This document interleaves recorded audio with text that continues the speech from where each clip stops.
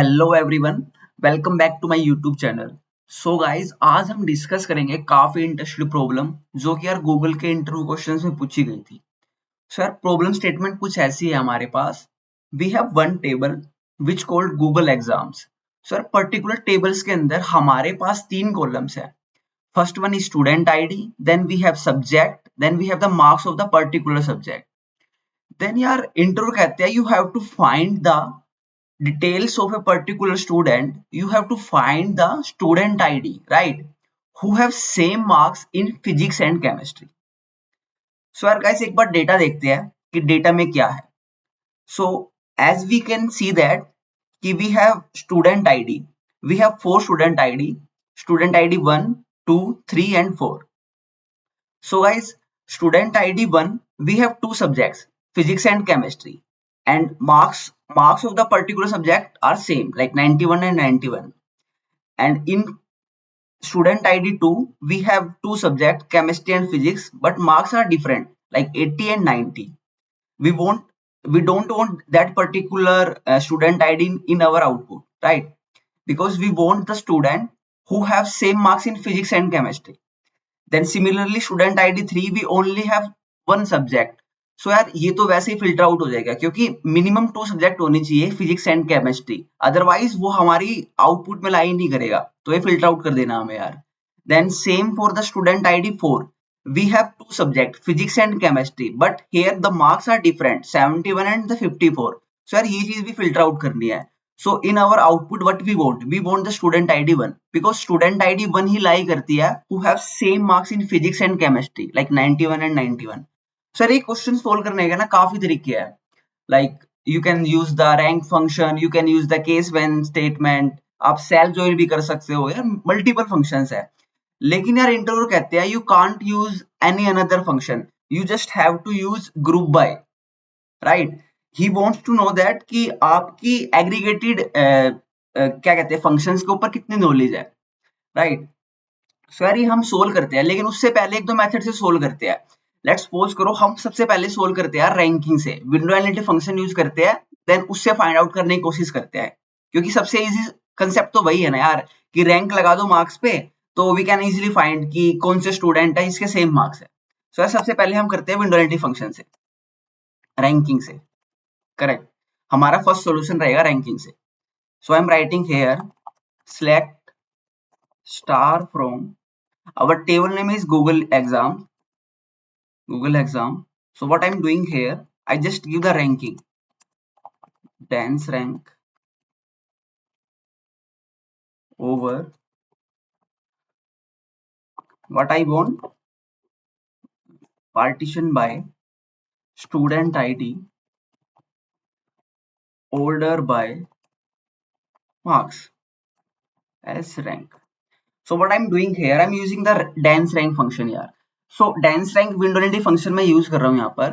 So मैं क्या कर रहा हूँ, अकॉर्डिंग टू ई स्टूडेंट आईडी, मैं मार्क्स के अकॉर्डिंग यार उसको पार्टीशन बाय में रैंक दे रहा हूँ, करेक्ट। अब यहाँ पर हो गया क्या, अगर मैं इसको मैं रन करता हूँ, see I am getting the ranking according to the subject id, so according to the student id and with respect to each subject, correct. So for student ID 1, we have two subjects, chemistry and physics. But in both the subject, we have same marks. So rank should be 1 1, right?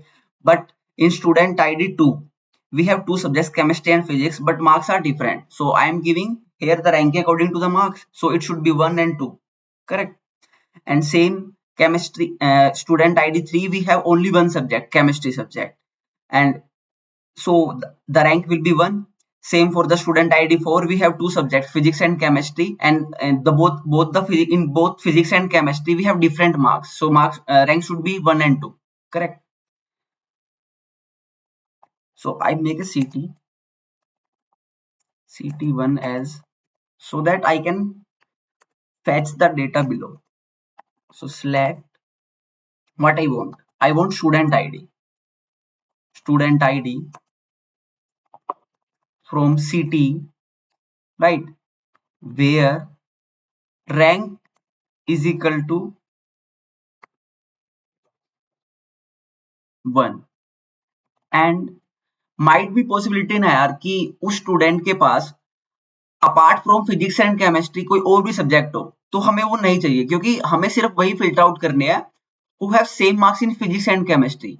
तो मैं यहाँ पर क्या करूंगा यार, subject in let's say physics, so यार subject भी filter out कर लूंगा यहाँ पर, सो दैट हमारी आउटपुट बिल्कुल एक्यूरेट आए। हम एवरी यूज केस यहाँ पर यार हैंडल कर रहे हैं, राइट। सो यार यहाँ पर क्या आएगा हमारी इस पर्टिकुलर आउटपुट का, subject in physics and chemistry. अगर मैं इसको मैं रन करता हूँ यार, सो जो हमारा क्या बोलते हैं, तो हमारे सभी आ जाएंगे, क्योंकि अभी हमारे पास टेबल्स के अंदर सिर्फ फिजिक्स एंड केमिस्ट्री सब्जेक्ट है, but we want our output in we want our output only student ID 1, correct. So यार मैं यहाँ पर क्या पुट कर रहा हूँ, just check, group by student ID having count, right, having count of student id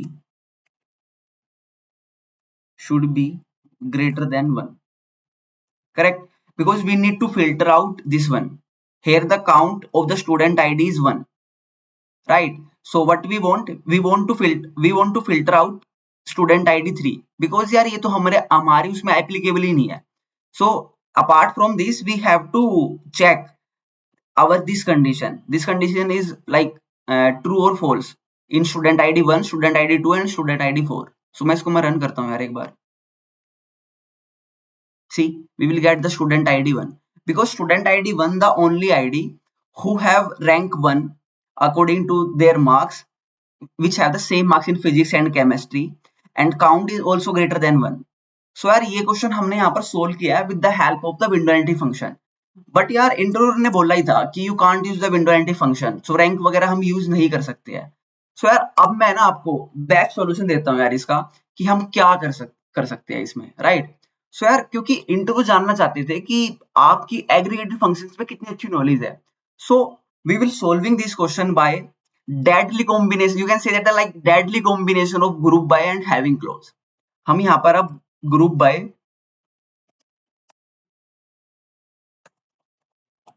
having close use करेंगे यार, राइट। सो पहले मैं यार फिल्टर आउट कर लेता हूँ हमारे पास क्या टेबल थी। So this is our table. So guys अब हम यहाँ पर ना ग्रुप बाय और हैविंग क्लोज का यूज करके ना हम इजीली से अपने आउटपुट निकाल सकते हैं, और हमें मल्टीपलिसिटी बनाने की जरूरत नहीं पड़ेगी यार। So let's do this, select student id, what we want the student id, correct, from marks or from google marks, and what we want to filter out these things na, we want to check only subject in physics and chemistry, because in दो ही subject होने चाहिए, क्योंकि यार might भी possibility ना हमारी table में भी डेटा नहीं है, लेकिन यार कुछ स्टूडेंट के पास more than physics chemistry math subject भी हो सकता है ना, तो हम उसको अपनी आउटपुट में इंक्लूड नहीं करना चाहते, सो उसको हम एक्सक्लूड कर रहे हैं, तो we will filter out the physics and chemistry, correct.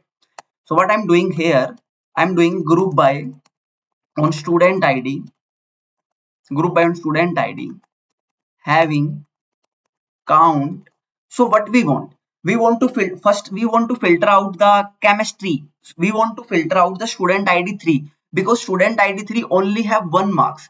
so यार ये चीज तो हमारी एप्लीकेबल ही नहीं होती ना, we want the student who have at least 2 subject like physics and chemistry जिसके पास हो, right। so यार उस स्टूडेंट को हमें फिल्टर आउट करना है, so we want to filter out the student id 3। so यार ये कैसे हो सकता है, अगर मैं यहाँ पर ऐसे लिखता हूँ distinct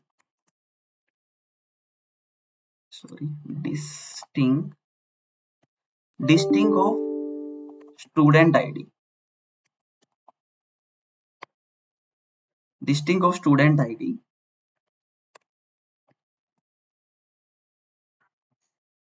should be greater than, you can say the equal to 2, sorry equal to 2, correct। Sir easily से हमारी फाइंड आउट हो जाएगी यहाँ पर अब यहाँ पर यार केमिस्ट्री जो सॉरी स्टूडेंट आईडी जो 3 थी ना वो हमारी फिल्टर आउट हो जाएगी आसानी से, करेक्ट। सो इसको रन करते हैं एक बार, sorry what I am doing here,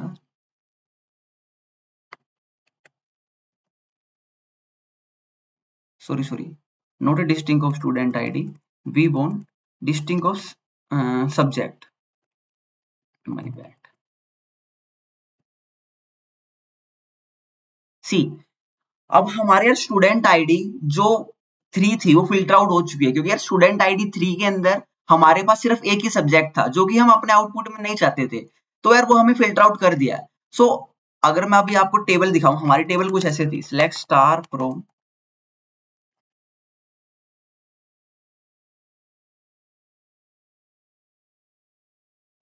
सो ये हमारी टेबल थी यार। तो हमने स्टूडेंट आईडी 3 फिल्टर आउट कर दिया। So what we have the student ID 1, student ID 2 and student ID 4। So यार अब हमें क्या फाइंड आउट करना है, अब हमें फाइंड आउट करना है कि जिस स्टूडेंट के सेम मार्क्स हो, क्योंकि अब ये फाइंड आउट तो कर लिया है कि किस स्टूडेंट के पास फिजिक्स एंड केमिस्ट्री है, लेकिन अब हमें फाइंड आउट करना है कि जिस स्टूडेंट के सेम मार्क्स हो इन फिजिक्स एंड केमिस्ट्री। सो यार अगर मैं यहाँ पर ऐसा लिख दूं, एंड काउंट ऑफ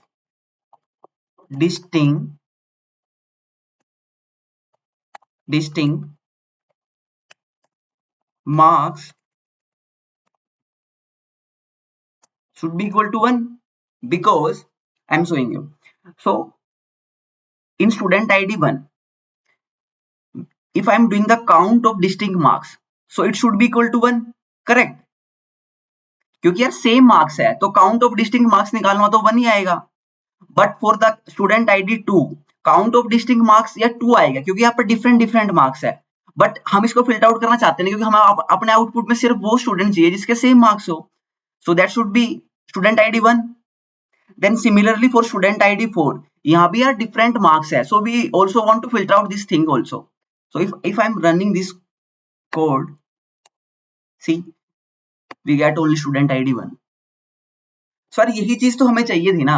सर ये बेस्ट एग्जांपल है for using the deadly combination of group by and the having clause. Sir इतना पावरफुल चीजें होती है ना group by and having clause, अगर एक साथ आप यूज करें तो इसका बेस्ट एक सॉल्यूशन है यार, ये बेस्ट एग्जांपल है। सो गाइज आपको अगर ये सॉल्यूशन अच्छा लगा हो ना, you can just subscribe to my YouTube channel, like share रुकना नहीं चाहिए गाइज। और गाइज ऐसी प्रॉब्लम ना हमारे यूट्यूब चैनल पे आती रहेगी, सो दैट कि आप क्या कहते हैं आपके हैंड्स ऑन प्रैक्टिस काफी अच्छी रहे, और आप यार अपने दोस्तों के साथ अपने फ्रेंड्स के साथ शेयर करना मत भूलना। Bye bye, thank you.